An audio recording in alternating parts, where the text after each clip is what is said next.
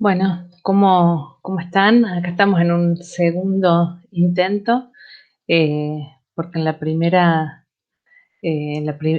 grabaciones de la clase había tenido ciertos inconvenientes con la computadora y bueno, me había comprometido a que iba a hacer unas nuevas grabaciones de las clases y las iba a compartir precisamente porque había personas que tenían inconvenientes con el audio, porque bueno, precisamente tuve inconvenientes para grabar en las clases de sistemas sensoriales. Así que, bueno, vamos a compartir la pantalla. En esta clase, entonces, lo que vamos a abordar son aspectos de los sistemas sensoriales, es decir, cómo el organismo está preparado para recibir información del medio externo y procesarla en función de determinadas características y o modalidades de los estímulos, y de alguna manera esto también da una idea de cómo es el mundo que cada especie de organismos procesa el mundo en función de las capacidades que tiene de percibir distintas modalidades sensoriales. Si bien nosotros tenemos diversos sistemas sensoriales, como son la visión, el olfato, el tacto, el oído y el gusto, tanto este último, el gusto, como el olfato, dentro de lo que son los sentidos químicos, el oído y la vista en relación a la capacidad de percepción de ondas, ¿sí? Por un lado serían ondas lumínicas, en el caso de la visión, o ondas sonoras, como el caso del oído, y a su vez también, bueno, este sistema para la percepción de cambios en distintas partes del cuerpo, a través de la información que se recepta en relación a cambios térmicos, cambios en lo que es la presión de distintas partes de la superficie corporal, también la capacidad de percibir estímulos de tipo dolorosos, que de alguna manera lo que van a promover es a que haya una respuesta rápida para poder alejarnos de esos estímulos. Vamos a centrarnos como ejemplos particulares en esta clase. Vamos a ver algunos aspectos de lo que es el sistema somatosensorial, o el sistema táctil y el sistema visual. Vamos a ver, bueno, cuáles son las estructuras, cuáles son las células que están adaptadas para captar la información, cuál es el procesamiento que se hace de esa información sensorial y que de alguna manera cómo se transmite ese mensaje hacia áreas superiores del sistema nervioso central y cómo viaja esa información. Hay distintas formas, digamos, de percibir eh, o de sensar estímulos. Eh, por un lado es a través de los sistemas sensoriales esteroceptivos, es decir, que registran información del medio externo.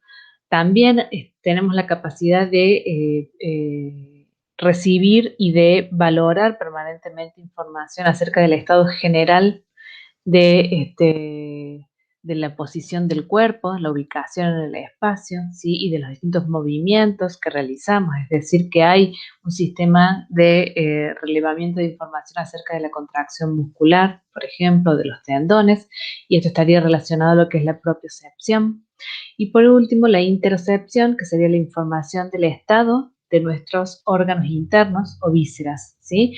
Y los que de alguna manera estarían relacionados a los aspectos homeostáticos, ¿sí? Como por ejemplo el procesamiento de información acerca del estado de la presión arterial, de la distensión pulmonar, etcétera, y que son involuntarios o inconscientes. Y esto estaría dentro de lo que podemos denominar la interocepción.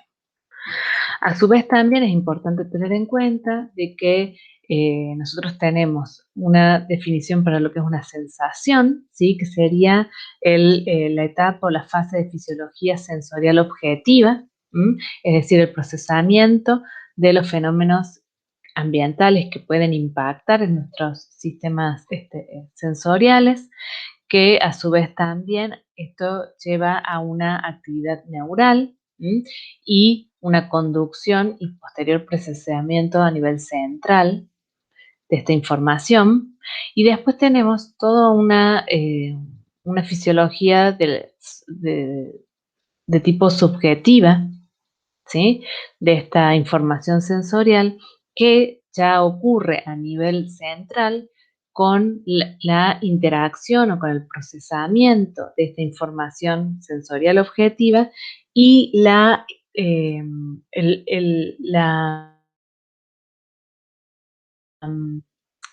que hace el sujeto de esta sensación a través de la interacción con áreas superiores. Nosotros en esta clase nos vamos a centrar básicamente en el análisis de lo que es la fisiología sensorial de tipo objetiva. Un primer concepto que es necesario tener en cuenta es el de transductores, ¿sí? Es decir, que las células, que son células nerviosas adaptadas para adquirir información de tipo sensorial, son o cumplen función de transducir la información.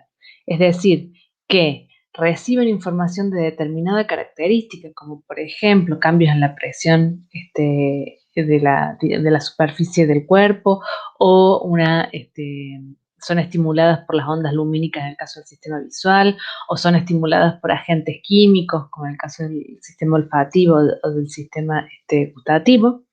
Pero en todos esos casos es necesario traducir, digamos, la información, cambiar el lenguaje que se utiliza y de último para poder, digamos, transformarlo en un lenguaje en el que se comunican las neuronas, que es el impulso nervioso, y a su vez también conducir esta información hacia áreas superiores en las cuales se va a dar el procesamiento de esta información y también la realización de una respuesta relacionada con el tipo de información que llega.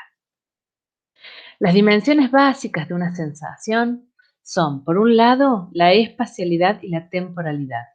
Es decir, que estas capacidades de sensar el mundo que nos rodea están dadas en un espacio determinado y durante un tiempo, ¿sí? Es posible determinar y establecer, digamos, el inicio y la finalización, por ejemplo, de un estímulo y a su vez la ubicación. La modalidad está determinada por las características o, o la naturaleza de los estímulos que nuestro organismo tiene la posibilidad de sensar, ¿sí? O de procesar. En el caso de las ondas lumínicas para el sistema visual, en el caso de algunos cambios en la presión en la superficie del cuerpo, o bien estímulos térmicos, o bien estímulos dolorosos, ¿sí? Cada modalidad de sensación también puede estar clasificada en diferentes submodalidades. Y la intensidad es una expresión cuantitativa de la intensidad, es decir, hay un correlato orgánico en cuanto a lo que es la amplitud del potencial de receptor, ¿sí? O la frecuencia de descarga de los potenciales de acción del sistema a nivel del sistema nervioso central en relación a las características en cuanto a la intensidad del estímulo que estaría de alguna manera siendo procesado.